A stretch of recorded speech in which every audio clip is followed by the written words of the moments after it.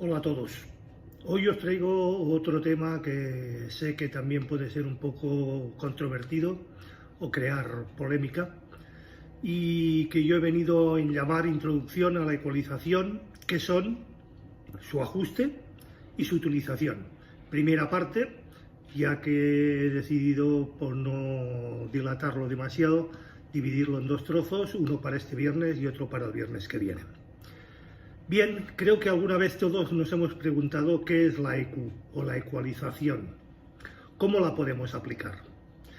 Bien, todos los sonidos son producidos por una combinación de ondas sonoras de diferentes frecuencias que se desplazan en el aire alrededor de nosotros. Todo lo que son sonidos de cualquier tipo son ondas sonoras que inciden sobre nuestros oídos de tal manera que a través del conducto auditivo llegan al sistema auditivo, valga la redundancia, y nos permiten escucharlos.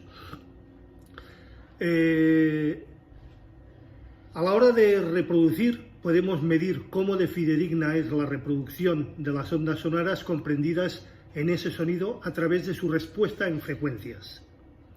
La respuesta en frecuencias es el rango de frecuencias, valga también la redundancia, que un dispositivo puede reproducir o grabar dentro de los límites de un volumen dado o especificado. Utilizando la respuesta de frecuencias, por lo tanto, se puede medir la calidad de un dispositivo o de este dispositivo. Lo que se conoce como respuesta de frecuencia plana es lo que en general consideramos, o todo el mundo considera, o los técnicos o audiófilos consideran lo ideal o lo más perfecto posible. También solemos buscar que la reproducción sea lo más limpia posible, sin ninguna distorsión, pero ahí muy frecuentemente nos encontramos ciertas distorsiones y una frecuencia de respuestas modificada. Aquí es donde aparece el procesamiento de audio y, por supuesto, la ecualización. Este procesamiento es la manipulación realizada evidentemente por el hombre, que puede ser necesaria o intencional por una o varias razones. Este procesamiento puede hacer que el sonido parezca más real, más lleno de vida, o todo lo contrario, más complejo y más artificial, dependiendo de cómo se realice, de una forma correcta o de una forma no tanto correcta o de una forma totalmente incorrecta. Pongamos un ejemplo. Si estuviéramos en una playa, a unos 30 o 40 metros de allí donde rompen las olas, el sonido que éstas produce nos llegaría apagado, amortecido, debido a que la playa que nos separa de estas olas, estos 30 o 40 metros, actúa como un filtro atenuador en este caso. Si caminamos hacia la playa, a medida que nos vamos acercando, ese sonido aumentará en su volumen, a la vez que aumentará en sus frecuencias medias y en sus frecuencias agudas cada vez que nos vayamos acercando más hacia las olas. Pues bien, la ecualización lo que busca es reproducir lo más limpiamente posible, sin ninguna distorsión, pero muy frecuentemente, como he dicho, nos encontramos con distorsiones y con alteraciones de estas frecuencias, las cuales las modifican. Y aquí es donde, una vez más, insisto, entraría la ecualización.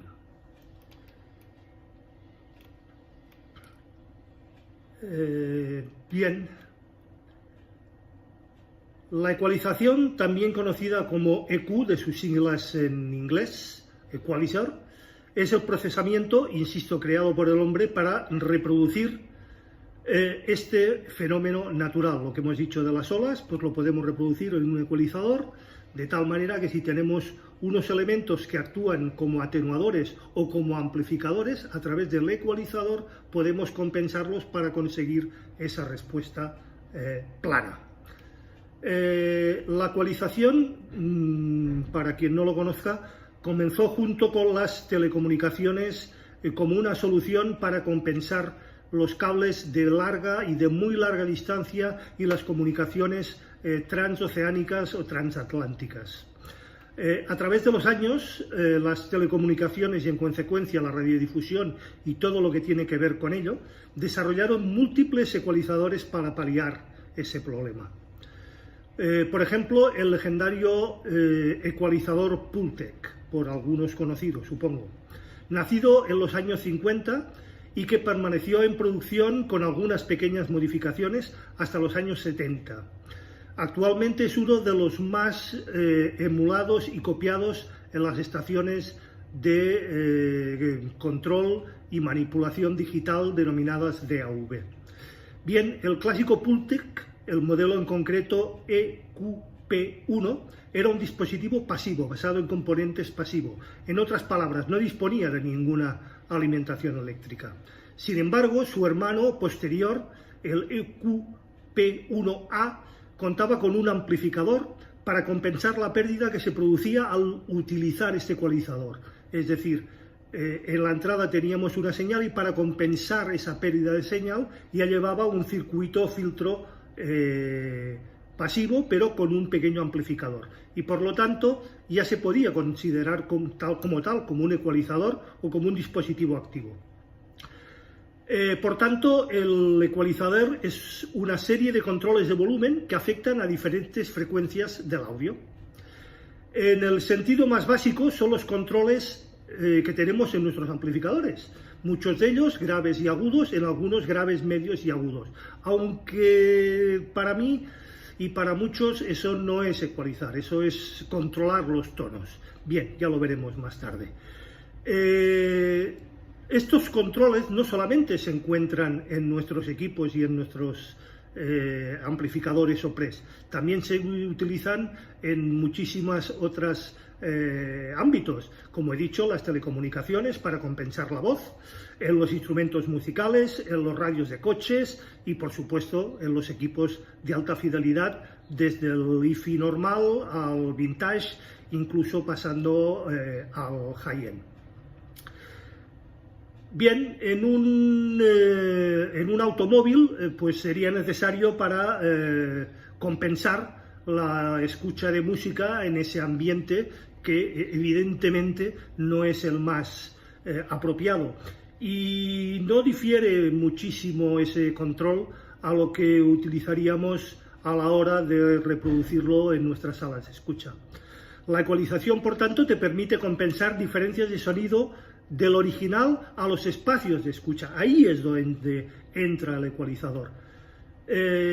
Por ejemplo, nos permite manipular y corregir una guitarra acústica que suena o retumba muchísimo, un hi-hat o un Charles que suena muy grueso, o una caja que no tiene cuerpo. A través del ecualizador nos permite darle ese cuerpo, darle esa amplitud, sacarle ese grueso y dejarlo en esa respuesta plana que, como decíamos, sería la más apropiada.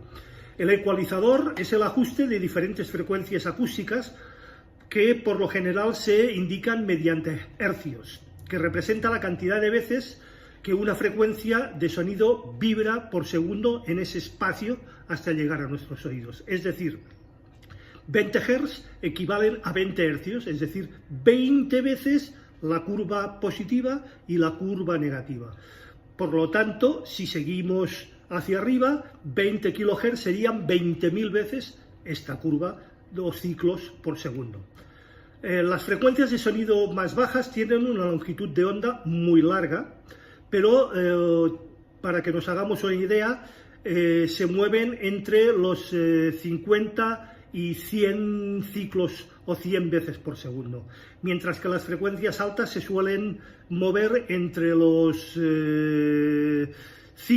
y 20.000 veces por segundo.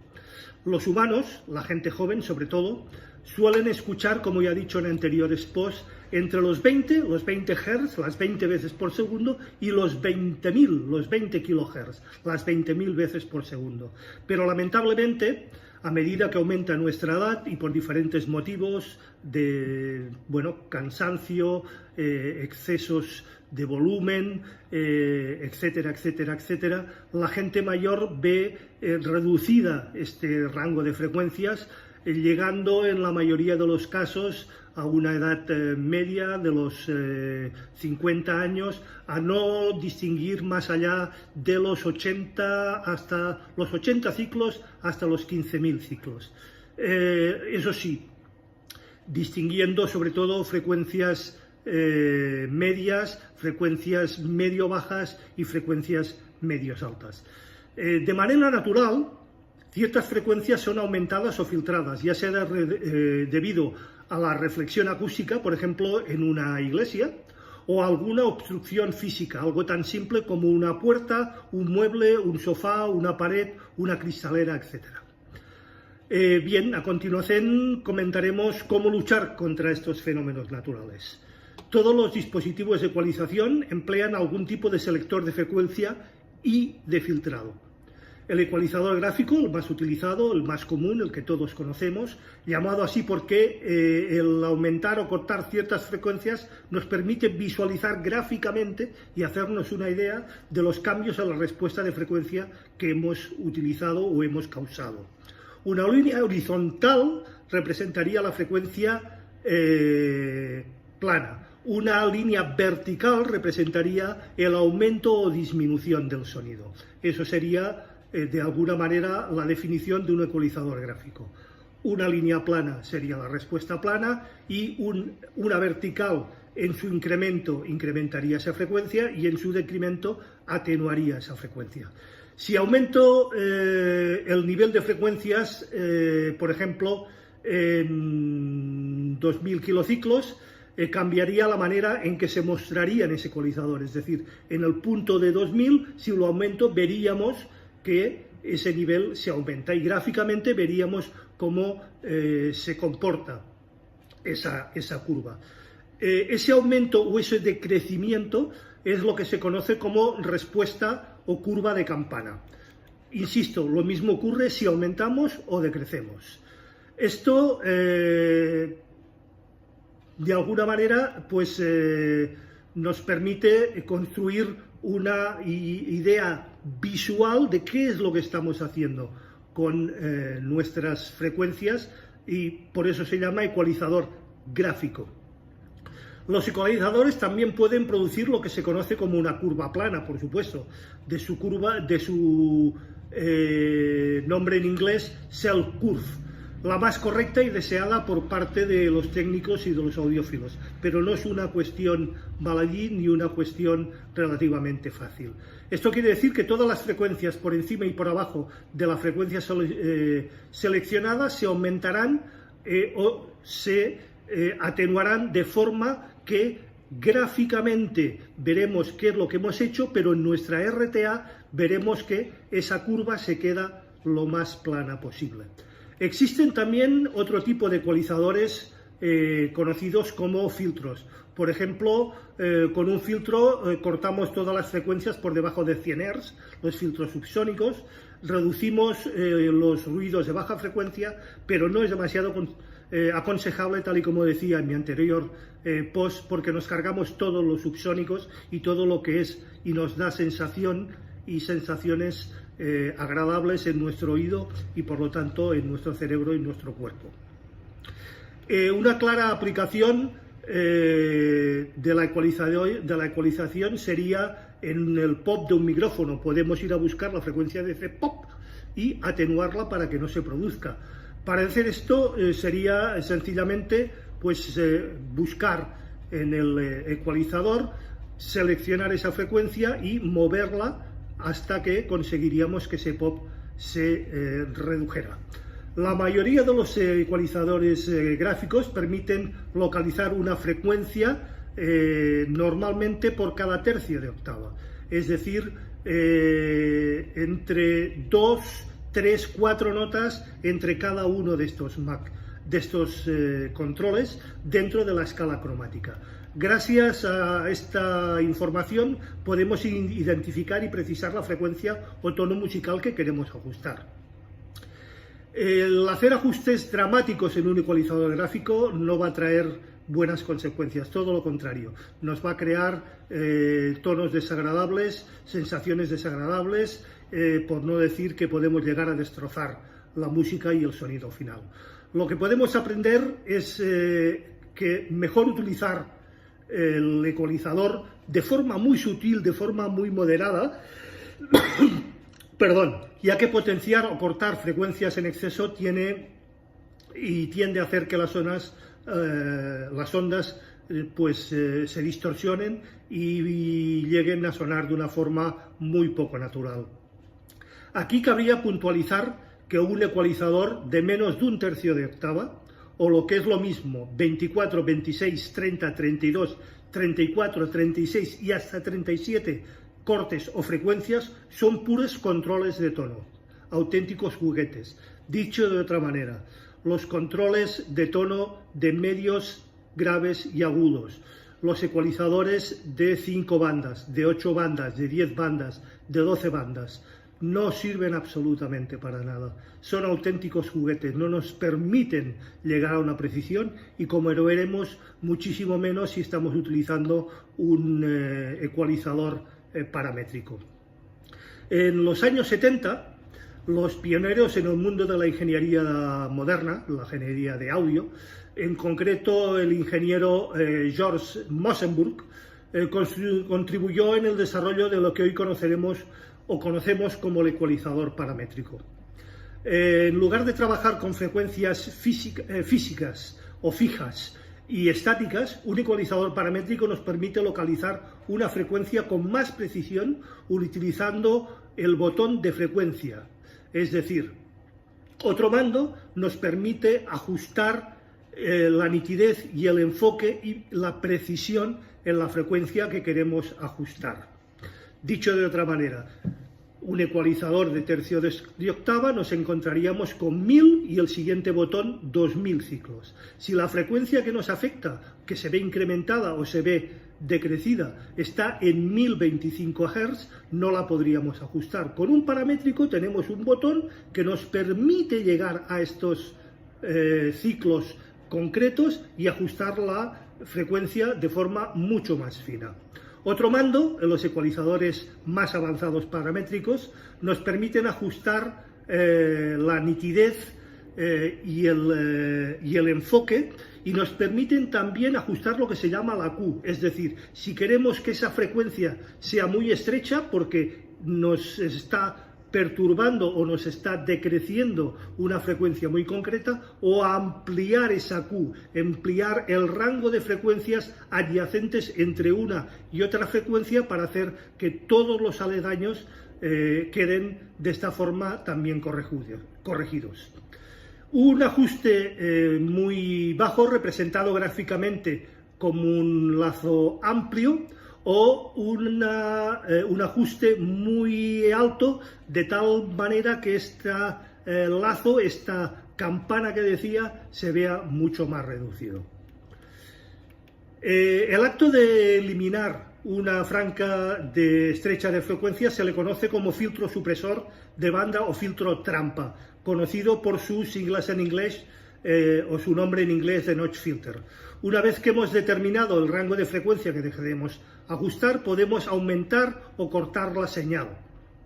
Dicho de otra manera, buscamos qué punto es, ajustamos la frecuencia y aumentamos o decrecemos. Evidentemente, en nuestro RTA deberemos de visualizar que estamos en el punto preciso para hacer los ajustes de una manera correcta. La mayoría de estaciones de proceso de audio digital, como he dicho antes, las DAV, modernos cuentan con buenos ecualizadores gráficos y paramétricos para realizar todos estos ajustes. Los más típicos en la ecualización serían, por ejemplo, si cortas una frecuencia, compensar un poquitín más el doble de esa frecuencia. Por ejemplo, si usas un filtro pasaltos de 200 Hz, deberías compensar un poquitín la de 400. Algunos ecualizadores, la mayoría de los que traen los DAV, realizan esta compensación de forma automática. Si lo hacemos nosotros manualmente, evidentemente nos tendremos que preocupar de que queden todas las frecuencias completamente corregidas y no crear esos valles o esos picos, esas cancelaciones o esos picos. No ecualices porque sí. Si tienes un buen sonido, no lo toques, no le agregues nada, no pongas un ecualizador. Evidentemente lo que manda es nuestro oído. Si te gusta cómo suena, no te la juegues. A la hora de escuchar es muy común que la gente sobreecualice utilizando, entre otros, los controles de tono junto con ecualizador. Los controles de tono, cuando estamos ecualizando, deben estar en flat, deben estar a 0. Acostúmbrate no solo a ecualizar, sino más bien no crear ni excesos ni decesos. ¿Qué quiere decir eso? Uno de los errores más comunes es comenzar a incrementar frecuencias sin ton ni son. Porque sentimos que nos faltan brillos, que nos faltan cosas. Eso es ecualizar de una manera incorrecta, y si lo hacemos así, como he dicho antes, lo único que vamos a conseguir es un sonido sucio, un sonido abrupto, un sonido sin matices. Mejor combinar ambos movimientos, es decir, compensar y reducir. Aprovechar los filtros pasa altos tiene en la mayoría de los casos pues ese efecto de emborronar y distorsionado. La ecualización en la práctica. En un primer lugar, el comentario de que sé que el tema es controvertido y causante de muchas consideraciones, pero vamos allí. En mi modesto parecer y bajo mi punto de vista, y lo que puedo aportar en el complicado mundo de la RTA y las ecualizaciones, es lo siguiente. Considero que después de más de 40 años batallando primero con el digital y después con el analógico, las ecualizaciones, o la mayoría de ellas, no se están haciendo de la forma más correcta posible. Los ecualizadores, cabe decir, que son más que recomendables en todo tipo de música, tanto en la música analógica como en la música digital. Para esta aseveración me apoyo en que la ecualización es el mejor remedio, junto con los diferentes DSPs, no solamente el ecualizador, la mayoría de ecualizadores actualmente llevan DSPs incorporados, para corregir la diferencia causada en nuestra acústica, mejor o peor, y sobre todo la sala de escucha o las salas o medios de escucha. También, en mi opinión y experiencia, considero, como he dicho, que no se realizan de la forma más purista y más concreta y más correcta. ¿Por qué? Porque los ecualizadores se ponen entre los preamplificadores y las etapas o etapa de potencia, dejando todo lo que está por delante de él sin ecualizar. De ahí que para mí eso no sea del todo correcto.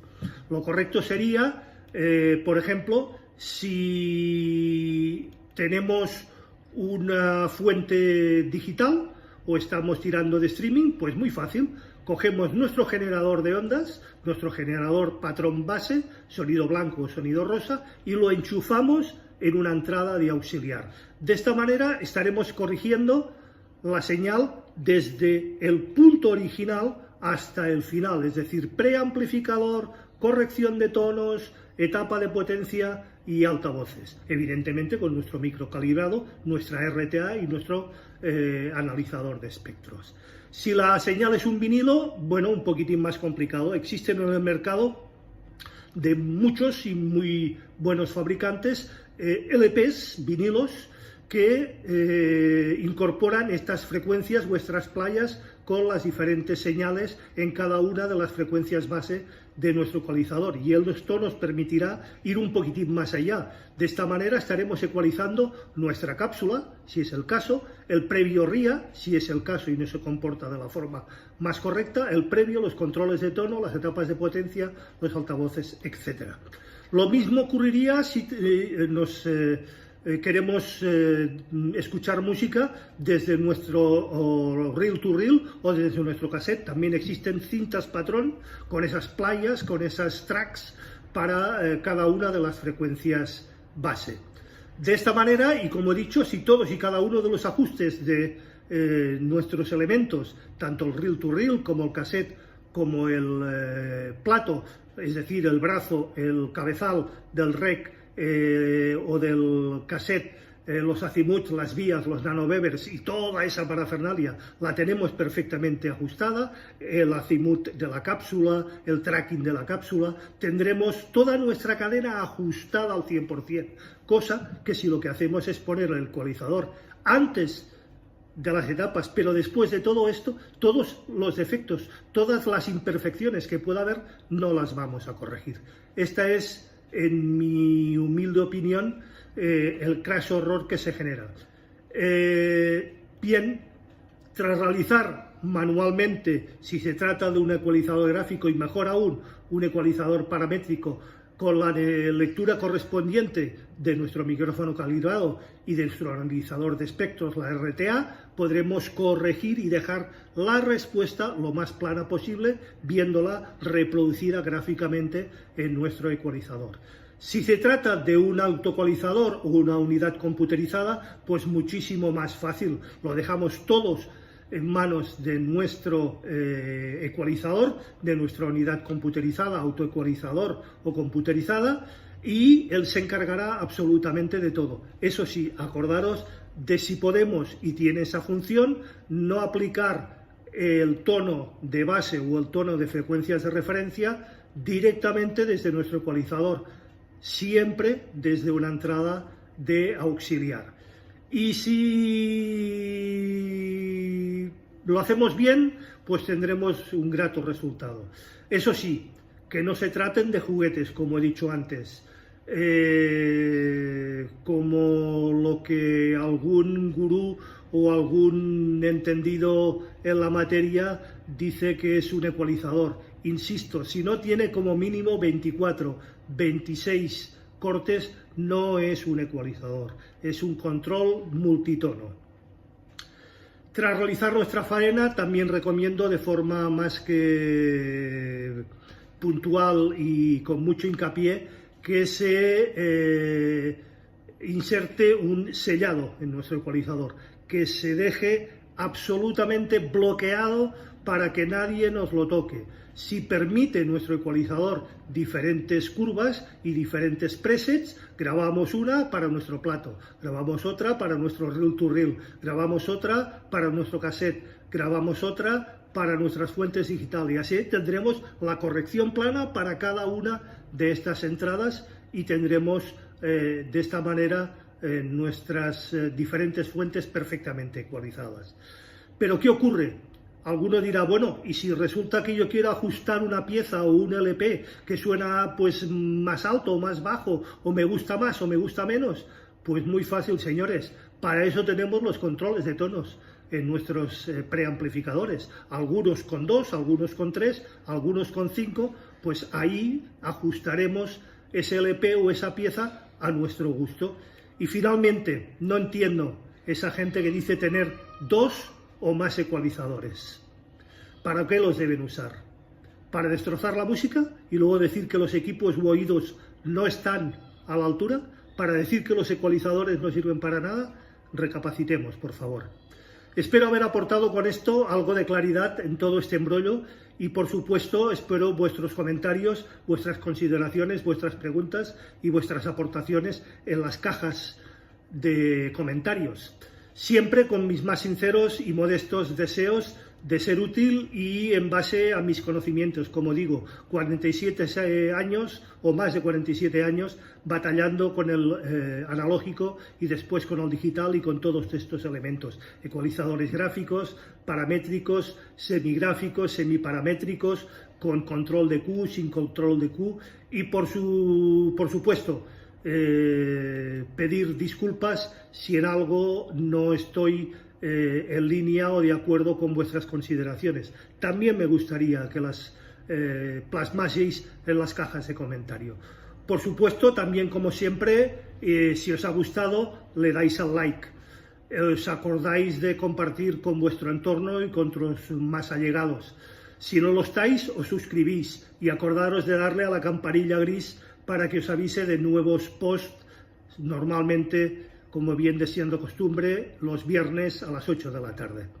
Muchísimas gracias por todo y nos vemos el próximo viernes a las 8, estrenamos.